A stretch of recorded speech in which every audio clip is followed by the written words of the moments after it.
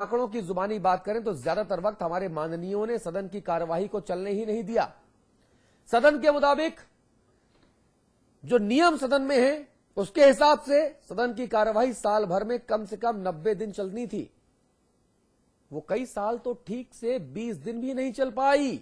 ऐसे में सवाल तो उठते ही हैं कि अपनी विधायी परंपरा के प्रति इतनी बेरुखी क्यों, और अगर बेरुखी है ही तो ये दिखावे के रस्मो रिवाज किस बात के लिए और किसके लिए और क्यों बेमतलब के दिखावे के लिए जनता की गाढ़ी कमाई के पैसों को यूं लुटाया जा रहा है। 125 साल पूरे लेकिन ख्वाब रहे अधूरे, अपनों की रुसवाई बन गई जग हंसाई, 125 साल अधूरा सफर। जी हां, तो सवाल तो यही है कि चलो 125 बरस तो पूरे हो गए, लेकिन इन तमाम वर्षों में हमने कुछ सकारात्मक किया भी या सिर्फ जबरदस्ती की दिखावेबाजी हो रही है? क्योंकि यहां नियमों का पालन तो होता नहीं, ना ही सदन की कार्यवाही पर्याप्त दिनों चलती है। तो आखिर ये किस विधायी परंपरा के परिपक्वता का हम जश्न मना रहे हैं, और क्या वाकई जो हमारे राजनेता हैं, जो प्रतिनिधि हैं, वो मानसिक तौर पर इतने ही परिपक्व हैं? ये एक बड़ा सवाल है।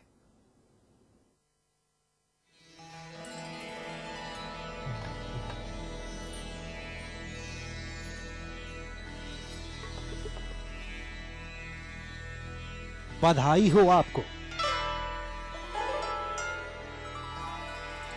आपके विधानमंडल के 125 साल पूरे हो गए और अब तो गाजे बाजे के साथ इसे सेलिब्रेट भी कर लिया गया। आखिर कम थोड़ी ना होते हैं 125 साल, वो भी तब जब समारोह में देश महामहिम से लेकर राज्यपाल, बड़े बड़े केंद्रीय मंत्री, सूबे के मुख्यमंत्री और सपा सुप्रीमो सरीखे बड़े लोग मौजूद हों। सब कुछ बड़ा था, भव्य था, तो सवाल भी बड़ा उठ खड़ा हुआ। इन 125 सालों को हम कामयाबी के रूप में दर्ज करें या नाकामी के रूप में, तो कुछ आंकड़ों पर नजर डाल लें। 1958 के बाद सिर्फ 3 बार ही ऐसे मौके आए जब विधानसभा की बैठकें 90 दिन या उससे ज्यादा चली हों। 1963 के बाद से किसी भी साल 90 दिन सदन नहीं चला। 2007 से 2011 के बीच हर साल औसतन सिर्फ 20 बैठकें हुई। 2009 में तो सिर्फ 13 दिन ही बैठकें हुई, जबकि 1958 से लागू उत्तर प्रदेश विधानसभा प्रक्रिया और कार्य संचालन नियमावली के तहत हर साल विधानसभा के 3 अधिवेशन और 90 दिन सदन की बैठक होनी चाहिए। लेकिन आंकड़ों की माने तो हमारे माननीयों ने नियमावली की धज्जियां उड़ा दी। तो जनता का सवाल उठाना तो बनता है कि काहे को खाली फोकट हमारी मेहनत की कमाई इन माननीयों पर उड़ाई जाती है, जब इन्हें संवैधानिक परंपराओं और हमारे हितों का ख्याल ही नहीं। जाहिर है, अगर सदन की कार्यवाही नहीं चलती है तो इससे विकास के ढेरों काम प्रभावित होते हैं और आखिरकार नुकसान जनता के हिस्से आता है, जबकि सदन के संचालन पर करोड़ों रुपए खर्च होते हैं। आपको बता दें कि भारतीय परिषद अधिनियम 1861 के तहत 8 जनवरी 1887 को राज्य विधानमंडल का गठन किया गया था। ये सफर ऐसा नहीं रहा जिस पर नाज किया जा सके। अशोक तिवारी, लखनऊ, समाचार प्लस।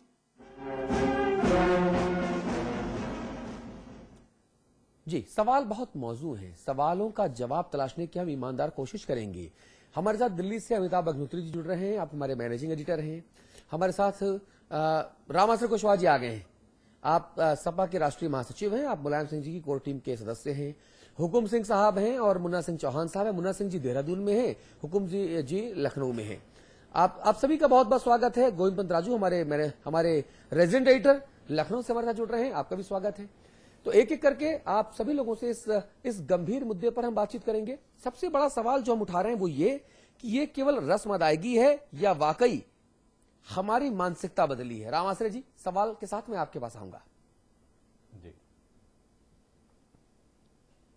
ये सिर्फ रस्म अदायगी हो रही है? 125 वर्ष पूरे हो गए, हम रस्मों को निभाते हुए भाई ठीक है भैया 125 वर्ष पूरे हो गए तो करना है भैया कुछ ना कुछ तो चलो भाई कर दिया, या वाकई हम अपने इस गौरवशाली इतिहास के लिए समर्पित हैं? क्या जो इतिहास ये बताता है कि 1958 के बाद से क्या तमाम दिक्कतें रही, सदन में लात जूते चप्पल चले, अपशब्दों का आदान प्रदान हुआ, सदन के भीतर कैसे विधायी और संसदीय परंपराओं की भेंट चढ़ाई गई, बलि ली गई उनकी, हम किसके लिए याद करें? और अगर ऐसा है तो रस्म अदायगी क्यों? देखिए अतुल जी, ऐसा है किसी भी सिस्टम में आप देखिए सुख और दुख, अपमान और सम्मान सब रहते हैं। हाँ। यहाँ भी आपने अपमान की जैसे बात किया है कि हाउस में अपमान भी हुआ है, लोगों को जूते लात हुए और ठीक से नहीं चला, और ये एक सम्मान का कार्य था और ये आवश्यक भी था। 125 वर्ष बीत चुके हैं और ये जो वर्तमान सरकार के द्वारा किया गया है सराहनीय काम है और ये होते रहना चाहिए। अरे सरकार कोई भी रहे, मायावती जी की रहे, मुलायम सिंह जी की रहे, अखिलेश जी की रहे या बीजेपी में किसी की रहे, सवाल ये नहीं है। सवाल ये है कि 125 वर्ष जो हम सेलिब्रेट कर रहे हैं, क्या हमारी मानसिकता भी 125 वर्ष जितनी परिपक्व हुई है क्या? मुन्ना सिंह जी।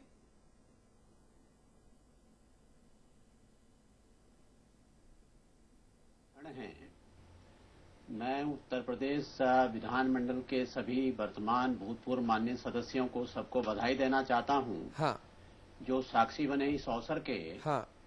और जो बड़ा इम्पोर्टेंट, बहुत महत्वपूर्ण सवाल आपने उठाया कि आखिरकार इतना लंबा यात्रा करने के बाद हमने अपनी जो संसदीय परंपराएं हैं उसमें क्या कुछ जिसे कहना चाहिए उसको एनरिच करने का काम किया, उसके और संवर्धन का काम किया, उसको और मैच्योर करने का काम किया, या जो तमाम सारी चीजें थी जो संसदीय लोकतंत्र की खासियतें थी और जो परंपराएं थी, क्या उसको डाइल्यूट करके हमने, या ये कह लीजिए उसको डिरेल करने का काम किया। दोनों पक्षों पर नजर डालना जरूरी है। बहुत सारी चीजें ऐसे भी है भारतीय संसदीय इतिहास के, और विशेष रूप से चूंकि उत्तर प्रदेश विधानसभा के विधानसभा नाम तो बाद में पड़ा, उसका लेजिस्लेटिव काउंसिल पहले नाम रहा, लेकिन फिर भी उसके 125 सालों के ऊपर हम चर्चा कर रहे हैं तो उत्तर प्रदेश को केंद्रित करके मैं बात कहूंगा।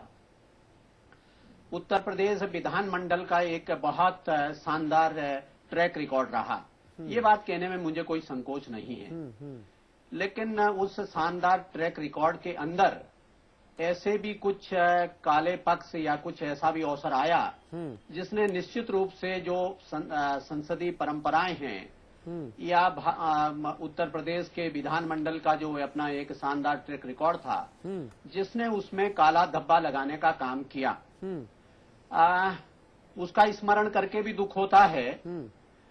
लेकिन फिर भी मैं जिसे कहना चाहिए कि ये कहने में मुझे कोई संकोच नहीं है कि उत्तर प्रदेश के विधानमंडल ने संसदीय परंपराओं के वो उच्च स्थान निश्चित रूप से कायम किया है, जिसका भारत के संसद में उदाहरण दिया जाता है जी, जिसका देश के तमाम सारे दूसरे विधानमंडलों में भी कहीं ना कहीं उसका उदाहरण दिया जाता है। हुकुम सिंह जी, उदाहरण दिया जाता है, ठीक है। मेरा सवाल ये है कि 1963 के बाद से किसी भी वर्ष उत्तर प्रदेश में विधानसभा में, विधानमंडल में 90 दिन तक कार्रवाई नहीं हुई जो होनी चाहिए थी एक वर्ष में। ये कैसा गौरव है भाई? ये किसके लिए गौरव है भाई? और अगर ऐसा गौरव है तो व्यक्तिगत तौर पर ऐसे गौरव से तो भगवान बचाए।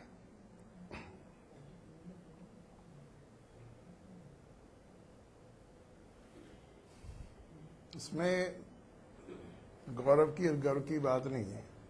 एक पक्ष तो ये भी है कि विधानसभा इतनी सक्षम है कि जो 90 दिन में काम करना चाहिए वो 90 मिनट में कर देती है। हाँ। आप ग्रांट पढ़ते जाइए, पास होते चले जाएगी, हाँ ना कर दीजिए। हाँ। और अपने दायित्व की तशरीह कर दीजिए। हाँ। इससे बड़ा दुर्भाग्य और क्या होगा? 90 दिन चलेगी। मैं आपको आज के स्तर को देखते बता सकता हूँ कि 90 दिन में बोलने वाला नहीं मिलेगा यहाँ। आज स्थिति यह है कि शिक्षा का स्तर तो बढ़ा है, जितने हमारे विधायक हैं बहुत शिक्षित आने लगे, पहले की अपेक्षा कई गुना शिक्षित हैं, लेकिन उस शिक्षा का उपयोग शायद यहाँ विधानसभा में नहीं हो पाता, या तो उनकी जो योग्यता है उसका फायदा हम नहीं उठा पा रहे हैं, या वो फायदा उठाने नहीं देना चाहते। जहां तक समारोह की बात है, समारोह तो बहुत अच्छा हुआ, पुष्प बहुत अच्छे थे, सजावट बहुत अच्छी थी, और नेता भी बहुत बड़े बड़े आए, यहाँ तक कि महामहिम राष्ट्रपति जी आए जी। लेकिन जब हम सारा समारोह मना रहे थे, ये सूचना ये भी थी कि 250 आदमी ठंड से मर गए इस प्रदेश में। सारा हमारा सदन तो एयर कंडीशन था, हम लोग तो आराम से बैठ सकते थे, शर्ट में भी बैठ सकते थे, लेकिन जिस प्रदेश में आज 65 साल की आजादी के बाद में 250 आदमी ठंड से मर जाएं, हमें खुद भी शर्म से मर जाना चाहिए। मैं तो आज दुखी हूं इस बात को देख करके कि कहीं भी जाता हूं 10 महिला खड़ी हो जाती हैं कहने के लिए कि मेरे पास कपड़ा नहीं है, मेरे पास खाना नहीं है, मुझे पेंशन नहीं मिल रही है। अगर सदन की महिमा बढ़ानी है तो मैंने समस्याओं का समाधान करना पड़ेगा, और समस्याओं का समाधान नहीं करेंगे तो पर्व होते रहेंगे, समारोह होते रहेंगे, पैसा हमारे पास में है, बजट हमारे पास में है, करोड़ों रुपए हम समारोह पे खर्च कर सकते हैं, उसमें कोई दिक्कत की बात हमें नहीं आती है, और वहां खड़े होकर के हम तारीफ भी कर सकते हैं। ठीक है, गरिमापूर्ण भी रहा है, गर्व भी होना चाहिए इस बात के ऊपर कि हाँ रहा है, लेकिन आज क्या है, किसी स्थिति में हम खड़े हुए हैं। बाकी प्रदेश कहां से कहां पहुंच गए, और हम जहां थे वहां भी नहीं रह पाए, वहां से भी पीछे हट गए। इससे बड़ा दुर्भाग्य हमारा और क्या होगा। देखिए, हुकुम सिंह जी ने जो बात कही, मैं उससे बहुत हद तक सहमत हूं। मैं मानता हूं कि किसी भी संस्था का मूल्यांकन एक ही पैमाने पर हो सकता है, दूसरा कोई पैमाना नहीं। और मैं उम्र को तो पैमाना ना आदमी के लिए कभी मानता हूं, ना संस्था के लिए। आप बूढ़े हो गए और काबिल हो जाए, ये ऐसी कोई मैकेनिज्म नहीं। आप नौजवान हैं तो भी काबिल हो सकते हैं। वैसे संस्थाओं पर एक ही मेरा पैमाना, एक क्या संस्था आगे की ओर गई या संस्था नीचे की ओर आई। मैं कहूंगा उत्तर प्रदेश में विधायिका नीचे की ओर आई। जनता के प्रति जवाबदारी का सिद्धांत कमजोर हुआ। 13 दिन सदन चला, 1 साल उत्तर प्रदेश में 23 करोड़ की जनता और 13 दिन सदन। 5 मिनट में ध्वनिमत से उत्तर प्रदेश के 4 हिस्सों का प्रस्ताव पारित हो गया। ये विधायिका है, ऐसी विधायिका होगी, ये जनता के साथ न्याय करेगी। हुकुम सिंह जी ने बढ़िया बात कही, मैं उनकी तारीफ करूंगा। जब गांव के बच्चे, गांव के लोग हिंदुस्तान की विधायिकाओं में आ रहे थे, लोकसभा में पंडित जी के दौर में या उत्तर प्रदेश विधान परिषद विधानसभा में, उस वक्त की बहसें देख लीजिए, जनता के प्रति सरोकार देख लीजिए, अद्भुत बहसें होती थी, चाहे लोकसभा हो चाहे लखनऊ में विधानसभा हो हमारी। आज बहस करने के लिए कितने लोग पात्र हैं, कितने लोग पढ़ते हैं, और कितनों की आंख में आंसू आता है जनता की तकलीफ देखकर। नहीं, 1997 इसी विधानसभा में मारपीट से घायल विधायकों को अस्पताल ले जाना पड़ा। विधानसभा में मारपीट हो जाए, लगे चौराहे का सीन। ये स्थिति किस लिए विधानसभा होती है? विधायिका किस लिए? जनता के रिप्रेजेंटेशन के लिए। एक छोटा सूबा कहिए, उस एक हॉल को, उस छोटे सूबे में आपके पास बात करने को समय नहीं, पढ़ने को समय नहीं, चर्चा का समय नहीं। मुख्यमंत्री लगातार सदन को की उपेक्षा करते हैं। पिछले 20 वर्ष का अनुभव तो 25 वर्ष का अनुभव मेरा ही बताता है। मुख्यमंत्रियों को रास नहीं आता सदन। उसी बिल्डिंग में अपने कार्यालय में बैठेंगे, लेकिन सदन के अंदर नहीं जाना चाहते। क्यों? सदन में काटे हैं, फिर सदन किस लिए? उस पर बजट किस लिए खर्च हो रहा? उतने बजट की लकड़ी लेके अलाव जलवा दीजिए उत्तर प्रदेश भर में, कम से कम आदमी जिंदा तो रहेगा। सदन के प्रति उपेक्षा का भाव पिछले 2 दशकों में मैंने देखा, और चूंकि वहां सदन नहीं चलता तो जनता के सवालात भी नहीं उठ पाते। फिर विधायक क्यों चुने जनता ने? मैं इस मूल सवाल का उत्तर चाहता हूं। अगर आप जब मेरी बात नहीं रख सकते जाके सदन में, तो आपको किस लिए चुना गया? आप लाल बत्ती लगा के घूमे इसलिए? आप नेताओं के और आप अधिकारियों के ट्रांसफर कराएं इसलिए चुनाव वोट दिया आपको? इसलिए तो वोट नहीं दिया ना गया। वोट इसलिए दिया गया कि जो दुखी है, दरिद्र है, गरीब है, अकलियत का आदमी है, दलित है, वंचित वर्ग का है, उसकी आवाज सरकार के कान में गूंजे। और जब सदन ही नहीं चलेगा तो किसकी आवाज और किसके कान? जी राम आसरे जी, आपके कान तक, सरकार के कान तक आवाज कैसे पहुंचेगी भाई, जब सदन में ही नहीं जाएंगे मुख्यमंत्री, जब सदन में क्वेश्चन आंसर ही नहीं होंगे, बातें नहीं उठाई जाएंगी, तो फिर निश्चित रूप से देखिए, ये केवल अतुल जी